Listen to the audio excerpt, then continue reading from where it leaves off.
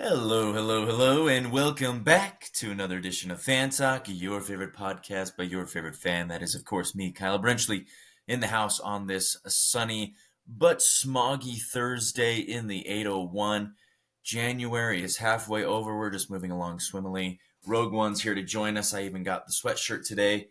Candle is burning, and the vibes are immaculate. Wow, what a wild card weekend. What a college football playoff semifinals. We'll recap those as well as look ahead to the college football playoff final and the NFL divisional round. But first, let me just say thank you guys for watching Fan Talk. This is a podcast that you can find anywhere you get your podcasts. Anywhere. Under your bed, in the closet, in the kitchen, wherever you get them, I am there. Just search Kyle Brenchley. I also upload to YouTube for that as well. All right, guys, welcome. If you've never been here before, buckle up. It's going to be a ride. And hello to my constant viewers who come back time and time again. I don't know why, but you guys need to get some help. But regardless, all come all. I'm welcome. I'm glad you're here. All right, today, again, we're talking football. We're talking the college football championship game. We're talking NFL divisional round. But first, let's do a little football for dummies. It has occurred to me that perhaps many of you, a lot of you, do not perhaps eat, breathe, and sleep sports to the same degree that I do. And that is great. That is the thing about Fan Talk, is because it's a space for people of all fan levels. Fanatics, so-sos, one-team sport fans, people who have never touched a soccer ball in their entire lives, people who don't even know what a sport is. All are welcome. Fan Talk is a safe place. So to start off today's episode, let's talk very, very simply about specifically NFL overtime rules. Now, the reason I chose to talk about this today, a couple reasons.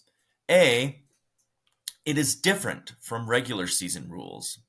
NFL in general, very different overtime rules than most sports. I think American football and world football or soccer are some of the only sports that can actually end in a tie at the end of a game. So during the regular season in the NFL, if the score is tied after 4 quarters, and that's how many quarters that are in a game, then they go to overtime. They have 10 minutes to play overtime. They do a coin toss to determine which team gets the ball first. Whichever team gets the ball first can end the game, can win the game, only if they score a touchdown. If they kick a field goal, if they turn the ball over, if they punt, then the other team has an opportunity to match that or to take the lead. So this year there was no ties in the NFL. Last year there was one. A couple years ago there was 2. And interestingly enough, the same team tied twice, which was really odd. But come playoff time, it's a little different. Because when you hit the playoffs, the game can't end in a tie. Someone has to win. A winner must be had. So they've changed the rules. And this brings up my second point. The second point was, if you remember the Super Bowl last year, and many of you do, a lot of people were watching it, Kansas City Chiefs against the San Francisco 49ers. That game went to overtime. And that game almost went to a second overtime. The Chiefs scored a touchdown with, I think, 3 or 4 seconds left in the overtime period. But overtime rules are a little different. In overtime in the playoffs, each team will get an opportunity to possess the ball no matter what. So they still do a coin toss. Whoever wins the coin toss says, I want the ball, or I want to be on defense first, and they get the ball. They can go down and score a field goal. They can go down and punt. They can go turn it over. Even a touchdown. Whatever happens on their first possession, the other team gets an opportunity. So it's a little more fair. In the past, I did a little research on this. In the past, the sudden death rule is what they called it. Whoever scored first, essentially, is what sudden death is. In the past, what would happen is the team would go to overtime. The 2 teams go to overtime.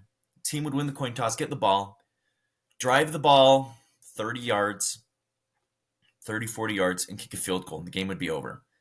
And it's kind of like, dang, I mean, good for them, but it would be kind of fun if the other team could possess the ball. So they changed the overtime rules to where if you kick a field goal in overtime, the other team still has a chance. Only when you score a touchdown is the game sudden death. But that's only the regular season. Overtime, each team gets to possess the ball. So we haven't had any overtime games yet here in the postseason, but with some good division matchups coming up down the pipe, we could potentially see these overtime rules come into play.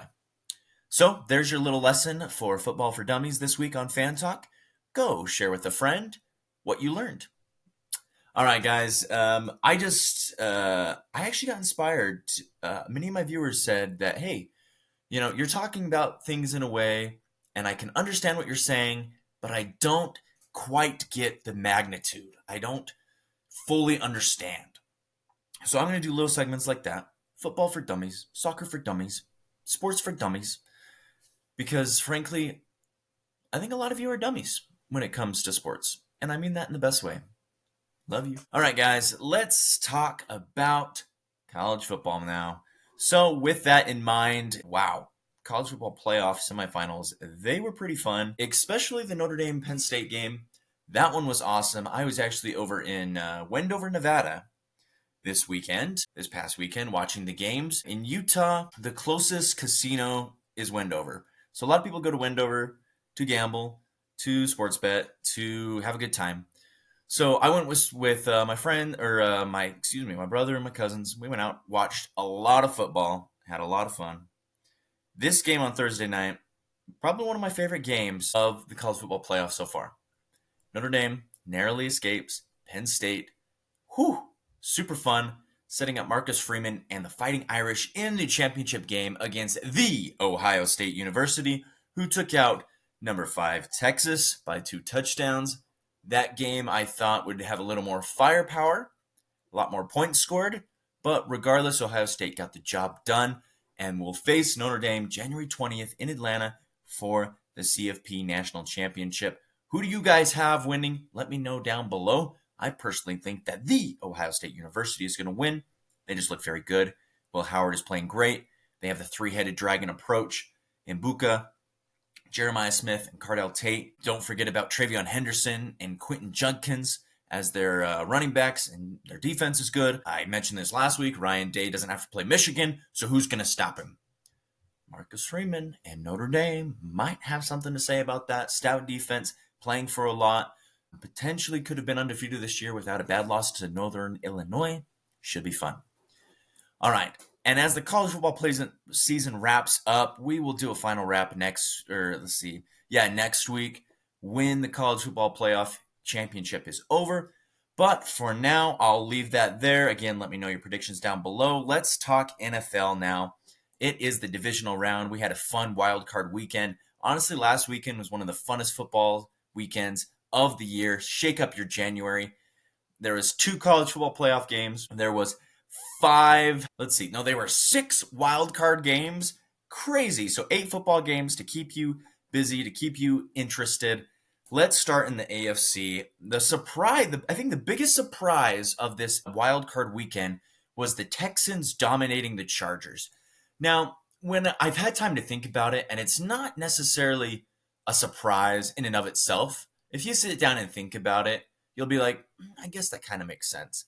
But just the way the Chargers were playing, the fact that they had Jim Harbaugh, a new coach, it seemed like the culture had changed. They weren't the same Brandon Staley, stale defensive team that, solely relied on Justin Herbert and was so volatile in their success. They had a very good year. The future is bright. Jim Harbaugh comes into the building, stabilizes the place. I thought, hey, they're going to play a Texans team that is good, not great, injury driven. I think the Chargers are going to win this game, and I think a lot of people agreed with me, a lot of experts, a lot of amateurs. The Texans simply came out here and just absolutely dismantled Justin Herbert. He threw 3 interceptions the entire 18-week season of the NFL. He threw 4 in this game against the Texans defense. CJ Stroud played good enough, still a little shaky. He definitely needs to play a lot better against a very good Chiefs team coming up. But the Texans over the Chargers, wow, incredible. I got that pick wrong. I was Chargers all the way. But now the Texans will play the Chiefs in Arrowhead Stadium. I think the Chiefs win this one, but I could be wrong. Texans need to do everything right on defense. They need their offense to click. They need CJ Stroud to play lights out, and they need to somehow slow down Patrick Mahomes, which is absolutely and positively very, very hard, almost impossible, especially come playoff times. It's like they have an extra boost, which is unfortunate to anyone other than a Chiefs fan, but that's just the way it is. Andy Reid, a lot of experience. Watch out. That should be a fun game. Again, the Texans are playing on Saturday. There's a few certain things in this life, and to the Texans playing on Wildcard weekend on Saturday is one of those things. They're playing again divisional round Saturday against the Chiefs. Ravens over Steelers. This one wasn't a surprise. The Steelers were on a 5-game losing streak. They just looked tired. They just did not look the same team as they were earlier in the year. The Ravens, however, look very good. Lamar Jackson, Derrick Henry, they don't even need to throw the ball. They don't even need Zay Flowers. They're just going to do their thing. Very fun matchup that they'll have against the Bills. Of course, the Bills took out the Broncos. Not a very good performance, to say the least. They did have that first touchdown, Bo Nix to Troy Franklin, which was awesome. Again, very proud to be a Broncos fan. Very proud of this season. Very excited for the future.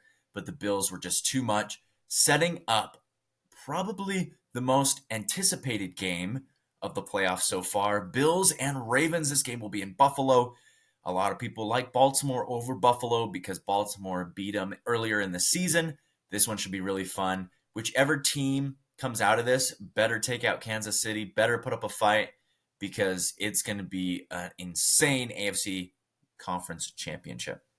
Over on the NFC side, still a few surprises over there. I think a lot of people were picking the Buccaneers over the Commanders. Commanders walk-off field goal by Zane Gonzalez. Guy has ADHD, was playing with his hair, just couldn't focus, getting everyone nervous. Knocks it through, calm, cool, collected, to silence the Tampa Bay fans. Baker had a decent game. Not quite the fireworks I was expecting and many others were expecting. Todd Bowles, disappointing loss there for the Buccaneers. But the Commanders, how about them? Rookie quarterback Jaden Daniels leading them into the divisional round in his first year. They will play the Detroit Lions, which is never an easy task. Those Lions will roar. Jared Goff and the offense will cook. And the defense, while dismantled and injury-ridden, will do their best to hold down the fort. That should be a fun matchup. The other matchup will be the Eagles, who took out the Packers. Not necessarily by their offense, but by their defense, held Jordan Love to only 10 points through 2 interceptions. They will play the Rams, who, again, offense didn't look that great. Their defense really stepped up, held the Vikings in check, held them to 9 points, and won 27-9 over the Vikings. That should be a fun game as well. I think looking at these games, I like the Kansas City Chiefs to win. I like the Buffalo Bills to win, solely because they're at home. I like the Detroit Lions to win, and I also like the Philadelphia Eagles to win. So 1-2, 1-2, 1-2, although usually it doesn't happen that way. So what upset pick is going to happen? Let me know down below. I could see the Ravens. I could see the Rams. Those are really the only two I can see. I don't see the Texans. I don't see the Commanders. But regardless, it should be fun. All right, guys, before I end this week's episode, I wanted to take a moment to recognize Mr. Baseball, Bob Uecker, beloved Brewers broadcaster, big baseball guy, dies at age 90. Bob Uecker, if you don't know who he is, played in the majors for a lot of years. Funny guy, was broadcaster for the Milwaukee Brewers when the team moved from Seattle, worked there from 1971 for a lot of years, appeared on The Tonight Show with Johnny Carson, and appeared in shows and television. Just a funny guy, beloved guy, very inspiring and influential figure in baseball, Major League Baseball, and players everywhere, fans everywhere are sad that Bob Uecker has passed away, but his legacy will always be remembered as Mr. Baseball, as a man who loved everything and gave his blood, sweat, and tears and everything he had into the sport. So Bob Uecker, you will be missed. Thank you for your service. And thank you guys for tuning into Fan Talk. I appreciate it. We'll do another episode next week, so be sure to tune in. Again, this is a podcast that you can find anywhere you get your podcast. Hope you guys enjoyed the new segment, Football for Dummies. We'll do it for all sports. Go teach your friends. Remember the NFL overtime rules. That's your lesson of the day. And we'll see you guys next week for another edition of Fan.